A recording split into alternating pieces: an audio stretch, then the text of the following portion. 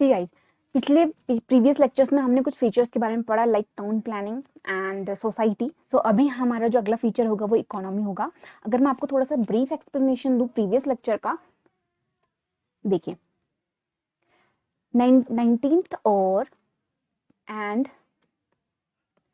20th century में क्या होता है, ब्रिटिशर्स का टाइम पीरियड है। ऑलराइट, यहाँ पे हमारी इंडिया में इंडिया की हिस्ट्री को रिकंस्ट्रक्ट करने की कोशिश की जा रही है। ऑलराइट, तो क्या होता है 1861 में एएसआई की नींव रखी जाती है। मींस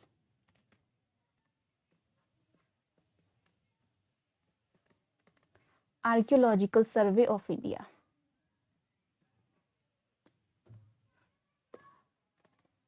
एक डिपार्टमेंट बनाया जाता है जो कि इंडिया की हिस्ट्री को अच्छे से रिकंस्ट्रक्ट कर सके। और इसके फर्स्ट डायरेक्टर जनरल हमारे कौन थे? Lord Cunningham.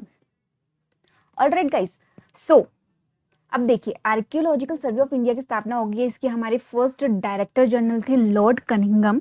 ऑलराइट, तो इसी समय के आसपास में क्या होता है, इंडिया में रेलवे लाइन बिछाई जाती है। ठीक है, बिछाने की कोशिश करते हैं और उस वक्त हमारे इंडिया में लॉर्ड डलहौजी होते हैं, वॉइस रॉय।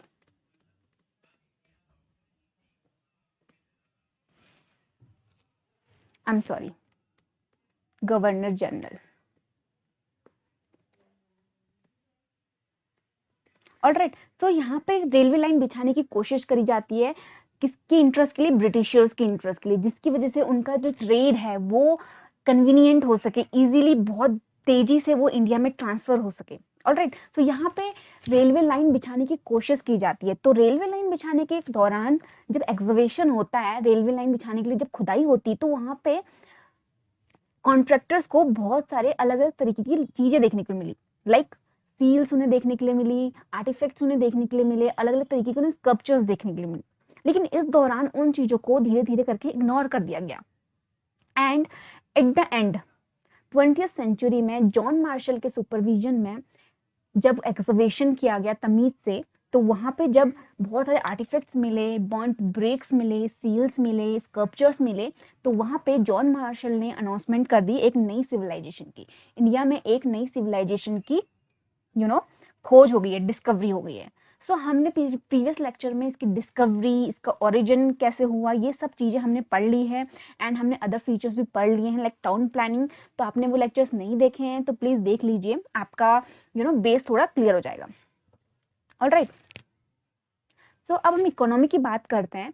अब हड़प्पन सिविलाइजेशन में जो हड़प्पा के लोग थे वो ट्रेड भी किया करते थे। वो इंटरनल ट्रेड ही नहीं, वो आउटसाइड भी जाकर ट्रेड किया करते थे। लाइक मैंने पहले आपको बताया कि हड़प्पा सिविलाइजेशन की कंटेम्परेरी कौन सी सिविलाइजेशन चल रही थी? मेसोपोटामिया। ऑलराइट, मेसोपोटामिया सिविलाइजेशन चल रही थी। ये मेसोपोटामिया सिविलाइजेशन कहाँ पे है? इराक में। ऑलराइट, किसके नदी के बीच में? Tigris and Euphrates. Alright, Iraq में भी एक मेसोपोटामिया सिविलाइजेशन चल रही है। तो हमें बहुत सारे ऐसे एविडेंस मिले हैं कि जो हड़प्पा सिविलाइजेशन के लोग हैं उनका ट्रेड मेसोपोटामिया के लोगों के साथ होता था। अब इसके एविडेंस हमें कैसे मिले हैं वो आगे चल के मैं आपको बताऊंगी। ठीक है, अब जो मेसोपोटामिया के जो लोग थे, जो मेसोपोटामिया सिविलाइजेशन में जो लोग रहते थे, वो इंडस रीजन को एक अलग ही नाम से बोलते थे। ठीक है, वो इंडस रीजन को नाम से बोलते थे मेलुहा। ऑलराइट, वो इंडस रीजन को कौन से नाम से जानते थे? मेलुहा। और हमें बहुत सारे ट्रेडिंग इंटरमीडिएट ट्रेडिंग स्टेशंस भी मिलेंगे। ऑलराइट, जब हम कभी ट्रेड करते हैं तो ट्रेडिंग स्टेशंस होते हैं, तो वैसे ही हमें ट्रेडिंग स्टेशंस देखने को मिले। और वो ट्रेडिंग स्टेशंस का क्या नाम था? एक ट्रेडिंग स्टेशन का नाम था दिलमुन, जो कि हमें पर्शियन गल्फ के आसपास देखने को मिलेगा। और एक ट्रेडिंग पोस्ट का था नाम हमारा मक्कन। ठीक है, ये मकरन कोस्ट भी है, बलूचिस्तान में है जो। ऑलराइट, और एक मेलुहा जो कि अभी हमने पढ़ा इंडस रीजन को बोल रहे हैं। तो मतलब यहाँ पे trading intermediate trading post stations देखने को मिले हैं। तो इसका मतलब मेसोपोटामिया के लोगों के बीच में और हड़प्पन सिविलाइजेशन के दोनों सिविलाइजेशन के लोगों के बीच में यहाँ पर ट्रेड होता था। ऑलराइट, जब एक्सकवेशन किया वहां पे तो हमें बहुत ज्यादा मात्रा में हमें यहाँ पे सील्स भी देखने को मिली। सील लाइक दैट, ये देखिए हमें बहुत सारी सील्स भी वहाँ पे देखने को मिली। अब सील्स का क्या काम होगा, ठीक है, सील्स का यहाँ पे बहुत ज़्यादा सिग्निफिकेंस है। हड़प्पन सिविलाइजेशन में सील्स बहुत ज़्यादा इम्पेरेटिव है एक तरीके से, ठीक है। सील्स देखो, अगर कोई सामान जा रहा है तो उस सामान में उस सील को लगाया जाता था, ऐसा अजम्पशन है कि उसके बीच में कोई खोल ना ले। अगर मैं आपको कोई सामान भेज रही हूँ तो उसमें मैं एक सील चिपकाऊंगी, देन उस सील में कुछ लिखा हुआ होगा उस सामान के बारे में, या फिर वो जिसने भेजा है उस सील में लिखा होगा, और उस चीज में जो भी मैं आपको स्टफ भेज रही हूँ उसमें वो सील चिपकी होगी। अगर वो बीच में किसी ने खोल दी, इसका मतलब उस जो स्टफ उस सामान में कुछ छिड़कानी हुई है। तो सील्स में भी इस चीजों के लिए यूज होता होगा। और कुछ सील्स में हमें यहाँ पे छेद टाइप के भी मिले हैं, ठीक है। तो इससे अनुमान लगाया जाता है कि ये जो सील्स हैं ये हमें भी वहां के लोग एज अ ताबीज होता है ना, गले में पहनने वाला एक ब्लैक कलर का, आपने देखा होगा, वह उस तरीके से भी उसको यूज करते होंगे। तो हमें देखने को मिल रहा है सील्स भी हमें वहां पे बहुत सारी प्रकार की मिली हैं। और सील्स के ऊपर ऐसे पिक्टोग्राफिक्स पिक्चर्स हमें यहाँ पे देखने को मिले, लाइक ये यूनिकॉर्न है, यहाँ पे ऐसे हमें ये देखने को मिले हैं पिक्चर्स। और कुछ स्क्रिप्ट्स लिखी गई हैं, ये पिक्टोग्राफिक स्क्रिप्ट्स है, ठीक है। ऑलराइट, ये देखिए, ये पिक्टोग्राफिक स्क्रिप्ट है, ऐसी स्क्रिप्ट हमें देखने के लिए मिली है। अब हमें पता नहीं है कि ये स्क्रिप्ट बोल क्या रही है आखिर, क्योंकि हमने स्क्रिप्ट अभी तक डिसाइफर करी नहीं है, हमें समझ में नहीं आया अभी तक ये है क्या, इसमें स्क्रिप्ट लिखी क्या है, ठीक है। तो हमने अभी तक देख लिया, वहां पे सील्स मिली, ऑलराइट। और ये seals as a emblem use होती होंगी, emblem means as a sign use होती होंगी, ऑलराइट। सो ये सब चीजें हमें एक ट्रेड को दर्शाती हैं, ऑलराइट। अब क्या होता है, हड़प्पन सिविलाइजेशन में इंटरनल ही नहीं एक्सटर्नल ट्रेड भी होता था, और इसमें मेटल एक्सचेंज नहीं होता था, मनी वनी का कोई सिस्टम नहीं था, यहाँ पे बार्टर सिस्टम यूज होता था। बार्टर सिस्टम हमने छोटी क्लासेस में भी पढ़ा है। बार्टर सिस्टम क्या होता है, एक सामान के बदले दूसरे सामान, लाइक अगर मेरे पास गेहूं है, मैं गेहूं की खेती करती हूँ, ऑलराइट। अगर मैं गेहूं की खेती कर रही हूँ, मेरे पास गेहूं का जो अमाउंट है वो बहुत ज्यादा है, बट मेरे पास चावल का मेरी चावल की खेती नहीं हो पाई अच्छे से, और मेरे पास चावल की कमी हो गई है, बट मेरे पास वीट है। तो मैं क्या कर सकती हूँ, किसी बंदे के पास चावल की खेती बहुत अच्छे से हुई होगी, और उसके बाद चावल की क्वांटिटी बहुत है, तो मैं बार्टर सिस्टम यूज करके अपना वीट उसको दे सकती हूँ और उससे उसका राइस ले सकती हूँ। तो वहां पे बार्टर सिस्टम का यूज हुआ है। और हमें हड़प्पन सिविलाइजेशन में इनलैंड ट्रांसपोर्ट भी देखने को मिले हैं, मीन्स ट्रांसपोर्ट भी होता था वहां पे, हमने कुछ कार्ड्स देखने को मिले हैं, ठीक है। इन सब का एविडेंस हमें कैसे मिला, क्योंकि हमने देखे हमें बहुत सारे क्या मिले हैं, टेराकोटा के फिगर्स मिले हैं। अब लोग टेराकोटा के फिगर्स क्यों बनाएंगे, एज अ टॉय बनाएंगे। अब टॉय तो वही बनाएंगे ना जो उनकी सोसाइटी में है उस वक्त, या फिर कुछ एलियन की चीजें बनाएंगे वो नहीं। तो वो उन्हीं चीजों को, तो हमें ऐसे बहुत सारे टेराकोटा के कार्ड्स देखने को मिले। जैसे हमें कुछ कार्ड हमें हड़प्पा साइट में मिले हैं, हड़प्पा सिटी, ठीक है। हमें एक कार्ड देखने को मिली है हड़प्पा सिटी में भी, हमें एक कार्ड देखने को मिली है, ठीक है। अब हमारे पास इन जो फ्लरिशिंग ट्रेड होता था दोनों सिविलाइजेशन के बीच में, इसके एविडेंसेस हमारे पास कैसे आए। तो हमें देखो, मैंने बोला था ना आपको, सील का रोल यहाँ पे बहुत ज्यादा सिग्निफिकेंट है, ऑलराइट। तो हमें क्या होता है ना, हमें हड़प्पा के सील मेसोपोटामिया की सिटीज में मिले हैं, तो इसका मतलब ऑब्वियस ही बात है, हड़प्पा सिविलाइजेशन से कोई स्टफ मेसोपोटामिया सिविलाइजेशन में गया होगा, ऑलराइट। तो वहां गया होगा तो सामान का एक्सचेंज तो होगा ही। अगर मैं आपको मैप में दिखाऊं, ये देखिए,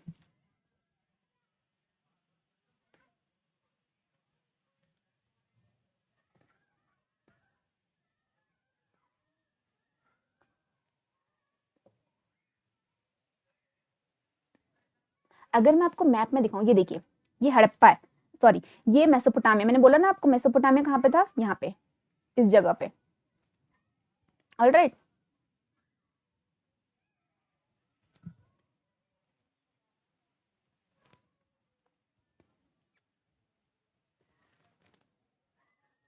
यहाँ पे हमारा मेसोपोटामिया,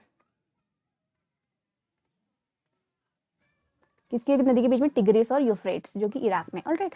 तो यहाँ पे हमें मेसोपोटामिया के कुछ सिटीज हैं, लाइक देखो निपुर एंड उर जैसी सिटीज में हमें कुछ सील्स देखने को मिली है, ऑलराइट। और हमें कुछ सील्स हमें पर्शियन गल्फ की, ये पर्शियन गल्फ है ना, देखिए पर्शियन गल्फ, ये गल्फ ऑफ ओमान। अगर मैं आपको थोड़ा सा मैप की जानकारी दूं, यहाँ पे अरेबियन सी है ये, ठीक है। तो हमें पर्शियन गल्फ की सिटीज में भी कुछ हमें सील्स देखने को मिली है हड़प्पा की, जैसे कि पर्शियन गल्फ की कौन सी सिटीज है, फैलका सिटीज है, इसमें हमें हड़प्पा सिविलाइजेशन की सील्स देखने को मिली है। सो इसके बेसिस पे हम एक रिलेशन निकाल के टू सम एक्सटेंट हम बोल सकते हैं इन दोनों के बीच में कुछ ना कुछ ट्रेड तो होते ही थे। ऑलराइट, तो हमने देख लिया फैलक्का सिटी, रिसेंटली हमें पर्शियन गल्फ की सिटीज में भी कुछ हड़प्पन सील्स मिली है, ठीक है। इवन हमें मोहनजोदड़ो जो एक साइट है, ठीक है, इंडस रिवर के आसपास जो एक साइट है, वहां पे भी हमें एक 3 सिलेंड्रिकल सील मिली है जो कि मेसोपोटामियम टाइप में, ऐसी सील जो कि मेसोपोटामियन सिविलाइजेशन में यूज हुआ करती थी, एक 3 सिलेंड्रिकल सील वो हमें मोहनजोदड़ो में मिली है। तो इससे कंफर्म करते हैं इन एविडेंसेस के बेस पे इन दोनों के बीच में भी ट्रेड होता था। ट्रेड तो होता ही होगा। अब हड़प्पन सिविलाइजेशन के लोगों को देख लीजिए, craft activities, stone making, bead making, इनमें इतने ज्यादा स्पेसिफिक थे, वो इतने ज्यादा एक्सपर्टीज थी इन चीजों में। ऑब्वियस सी बात है, ट्रेड होता था, ट्रेड भी बहुत फ्लरिशिंग होता, तभी इतनी ज्यादा वो अर्बनाइज्ड थे, क्योंकि प्रोडक्शन ज्यादा होगा तो ऑब्वियस सी बात है चीजें भी अच्छी तरीके से होंगी, अपनी चीजों को अच्छी तरीके से वो यूज कर पाएंगे, सेटल कर पाएंगे। ऑलराइट, तो वहाँ पे बीड मेकिंग फैक्ट्रीज बहुत इंपॉर्टेंट, चौंदारो और ये लोथल, ये दोनों साइट्स इतनी इंपॉर्टेंट है, यहाँ पे बीड मेकिंग फैक्ट्रीज मिली हैं, कुछ हमें बीड के रॉ मटेरियल मिले हैं, लाइक हमें कार्नेलियन मिला है, कार्नेलियन टिएटाइट के हमें वो स्टोन मिले हैं। ऑलराइट, एगेट स्टोन, ये हमें रॉ मटेरियल यहाँ पे हमें देखने को मिलते हैं। तो इससे हमें पता चला कि हड़प्पा सिविलाइजेशन की इकोनॉमी बहुत ही बेहतर थी, यहाँ पे फ्लरिशिंग ट्रेड होता था, अंदर ही नहीं सब कॉन्टिनेंट के बाहर भी होता था, in like Mesopotamia, Persian civilisation and all. Alright, so hope आपको ये इकोनॉमी इसका समझ में आया हो। अब देखिए, अब हड़प्पन इंपोर्ट भी करते थे, मीन्स सामान भी लेके आते थे बाहर से, तभी तो वो बनाएंगे ना चीजों को, लाइक जैसे गोल्ड वो अफगानिस्तान से लाते थे, कॉपर वो खेतरी माइन से लाते थे राजस्थान की, टिन वो अफगानिस्तान से लाते थे, लैपिस लजूली ये प्रेशियस स्टोन है ये अफगानिस्तान से लाते थे, लेड वो लाते थे साउथ इंडिया से। तो हड़प्पन जो लोग थे वो इंपोर्ट भी करा करते थे चीजों को बनाने के लिए। ऑलराइट, अब आते हैं हम इनके रिलीजन, ये कौन सा रिलीजन फॉलो करते थे एंड यहाँ पे क्या पाया गया, जिससे कि हम पता चल सके कि ये रिलीजन को फॉलो करते भी थे या नहीं करते थे। ठीक है, अगर रिलीजन की बात करते हैं, हड़प्पन सिविलाइजेशन को सेक्युलर सोसाइटी कंसीडर किया गया। Why it is considered as secular society? देखो, यहाँ पे फर्स्ट थिंग तो यहाँ पे हमें कोई टेम्पल के स्ट्रक्चर्स नहीं मिले हैं। रिलीजन, अगर रिलीजन की बात करें, अगर ये कोई रिलीजन फॉलो भी करते होंगे तो वहाँ पे हमें कोई टेम्पल के एविडेंसेस नहीं मिले हैं, लेकिन हमें बहुत सारे आइडल्स मिले हैं, मूर्तियां मिली हैं। ऑलराइट, जैसे हमें ये मूर्ति मिली है, और यहाँ पे क्या हुआ ना, यहाँ पे फीमेल स्कल्पचर्स जो होते हैं, फीमेल मूर्तियां ज्यादा अनकवर हुई है। अगर हम मेल के कंपेयर में बात करें, यहाँ पे फीमेल मूर्तियां जो हैं वो ज्यादा अनकवर हुई है, इसलिए हड़प्पन सोसाइटी को एक मैट्रियार्कल सोसाइटी भी हम बोल सकते हैं। ऑलराइट, सो हमें फीमेल जो स्टैच्यूज हैं, फीमेल स्कल्पचर्स वो अनकवर हुए हैं एज कंपेयर्ड मेल, तो ये हमें इसको हम मदर गॉडेस बोलते हैं। ऑलराइट गाइस, ये मदर गॉडेस है, इनको मैत्री देवी बोलते हैं। क्या बोलते हैं?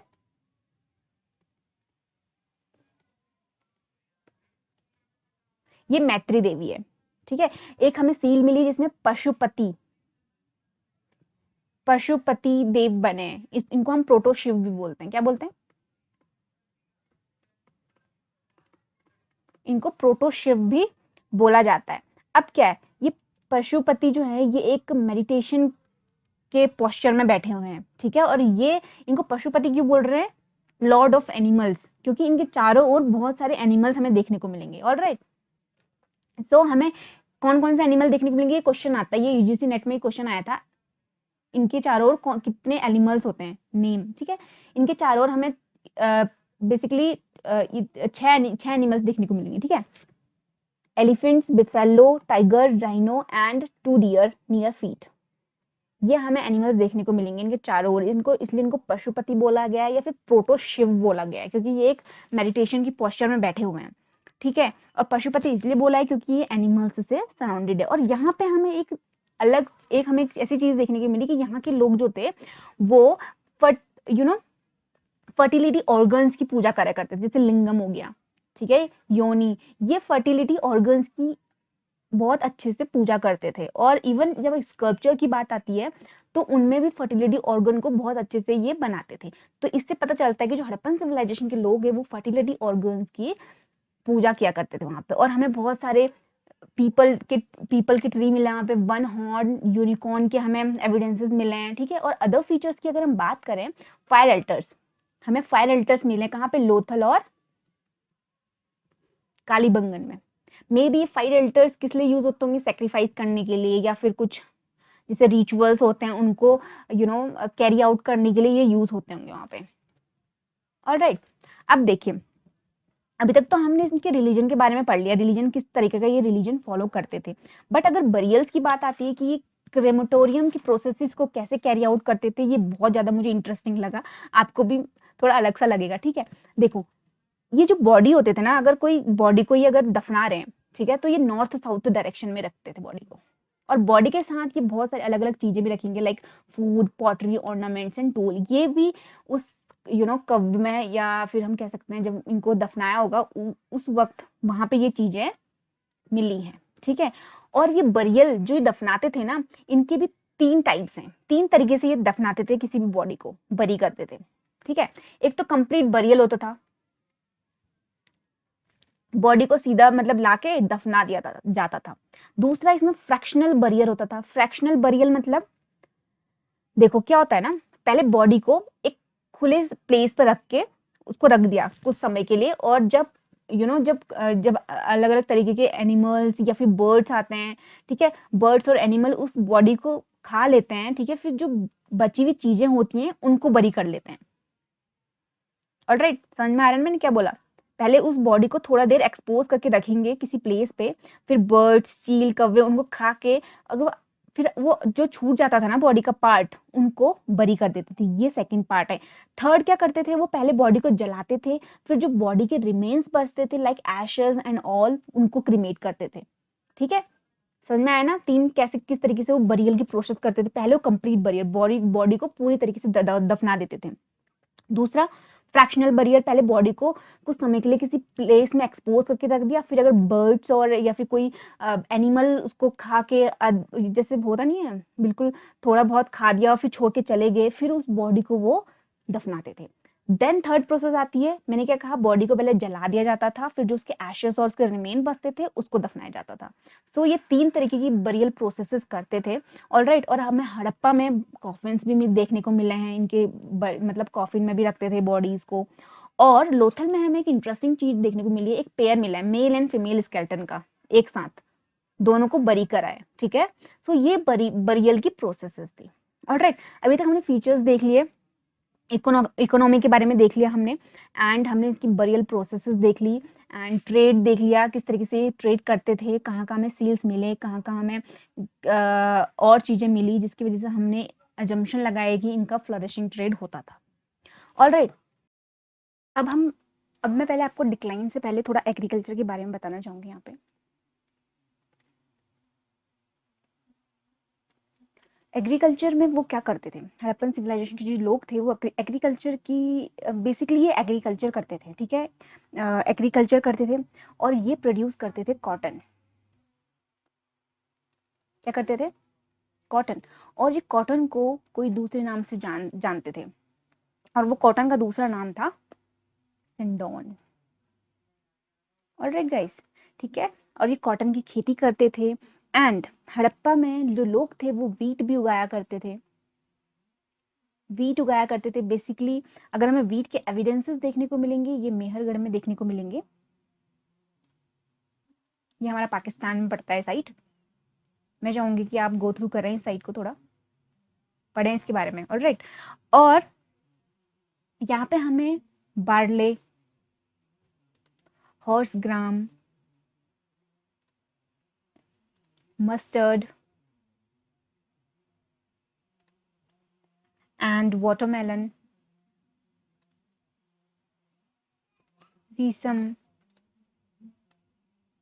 मिलेट्स, इन सब के भी हमें यहाँ पे एविडेंसेस मिले हैं। और इसके अलावा हमें यहाँ पे मराइन सोर्स के भी कुछ एविडेंसेस मिले हैं। मे बी ये मराइन रिसोर्सेज का भी यूज करते होंगे। इनकी साइड पे हमें कुछ मोलस्कस के एविडेंसेस मिले हैं। ऑलराइट, मोलस्कस के एविडेंसेस मिले हैं। आपको पता है मोलस्कस एक प्रोटीन रिच फूड है, प्रोटीन रिच फूड है एक, so we can eat it. Alright, marine के अलावा हमें ये लोग डोमेस्टिकेट भी क्या करते थे लोगों को, डोमेस्टिकेशन भी यहाँ पे बहुत अच्छी तरीके से होता था और वो बहुत लार्ज स्केल में होता था guys, in the large scale. और डोमेस्टिकेशन बहुत सारे एनिमल्स का किया जाता था, लाइक कैटल्स, कैटल में हमारी ऑक्सन आ जाएगी, बफेलो, बुल्स, शेप्स, बहुत सारे ये डोमेस्टिकेशंस किया करते थे। ऑलराइट, हड़प्पन कल्चर को हम हड़प्पन कल्चर की अगर बात आती है, इसमें हम हॉर्स सेंटर्ड नहीं माना जाता है। इसमें हमें हॉर्स के हमें यहाँ पे एविडेंसेस नहीं मिले हैं।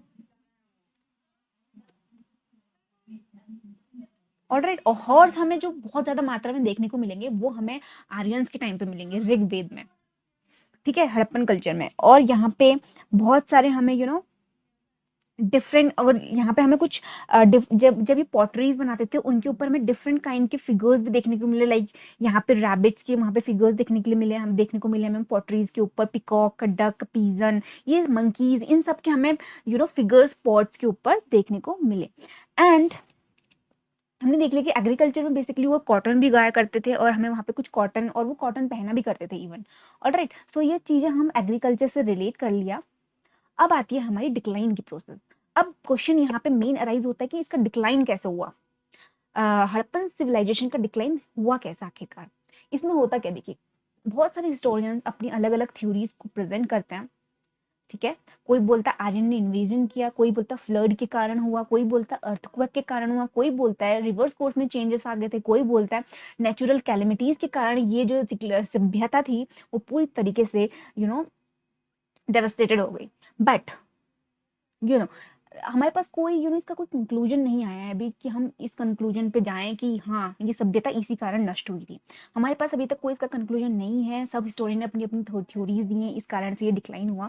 अगर हम ये हमारा जो मेच्योर फेज है मैंने आपको पहले बताया था 2600 BCE टू 1900 BCE के अराउंड हमें देखने को मिलती है, जहाँ पे हमें पूरा एक अर्बनाइजेशन का फेज देखने को मिलता है।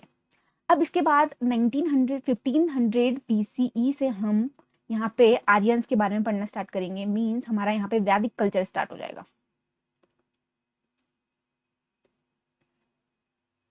वैदिक कल्चर हमारा स्टार्ट हो जाएगा 1500 से लेके ये 500 BC के बीच में हमारा पूरा वैदिक कल्चर आता है, वैदिक और लेटर वैदिक पीरियड।